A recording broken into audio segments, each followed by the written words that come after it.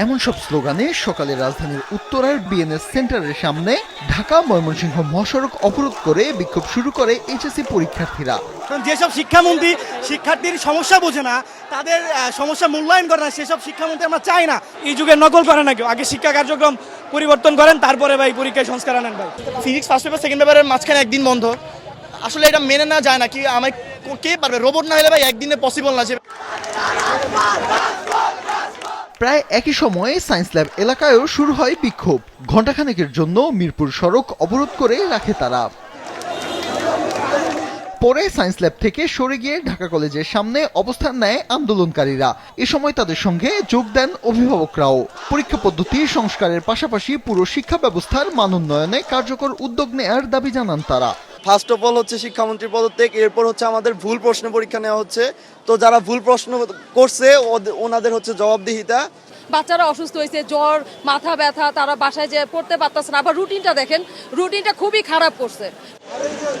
এরপর বিক্ষোভকারীরা মিছিল নিয়ে ঢাকা বিশ্ববিদ্যালয় ক্যাম্পাসে প্রবেশের চেষ্টা করলে ভিসি চত্বরের কাছে পুলিশ তাদের আটকে দেয়। তারপর পুলিশ আন্দোলনকারী শিক্ষার্থী এবং ছাত্রদলের নেতাকর্মীদের মধ্যে আলোচনার মাধ্যমে পরিস্থিতি শান্ত হলে আন্দোলনকারীরা ঢাকা বিশ্ববিদ্যালয় এলাকা ত্যাগ করে।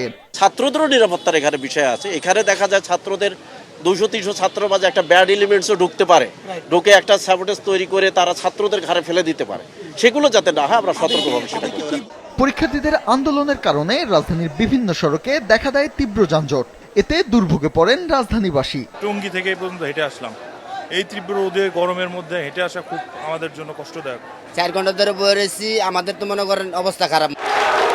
রাজধানীর বাইরে রাজশাহী, চট্টগ্রাম, বরিশাল, বগুড়া, রংপুর, কুমিল্লা সহ দেশের বিভিন্ন জেলাতেও একই দাবিতে বিক্ষোভ ও সমাবেশ করেন শিক্ষার্থীরা।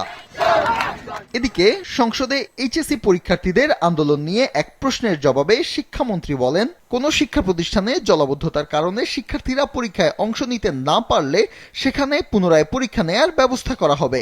যদি কোথাও আমাদের প্রশাসনের দুর্বলতার কারণে কোনো শিক্ষা প্রতিষ্ঠানে পানি ওঠার পর যদি পরীক্ষা না দিতে পেরে থাকে, এই জরিপটা আমাদের কাছে আসার পরে আমরা সেইভাবে প্রয়োজনে আমরা রি-এক্সামিনও নিতে পারি। সেই জন্যই আবার অনুরোধ করব, শিক্ষার্থীরা যার যার পড়ার টেবিলে ফিরে যাক। পদার্থবিজ্ঞান পরীক্ষায় ভুল দুটি প্রশ্নে শিক্ষার্থীদের পূর্ণ নম্বর দেয়া হবে বলেও জানান শিক্ষামন্ত্রী। ভুল হয়েছে সেটাকে আমরা ফুল ক্রেডিট দিয়ে দেব। ফাহিন হামিম, মাছরাঙা সংবাদ, ঢাকা।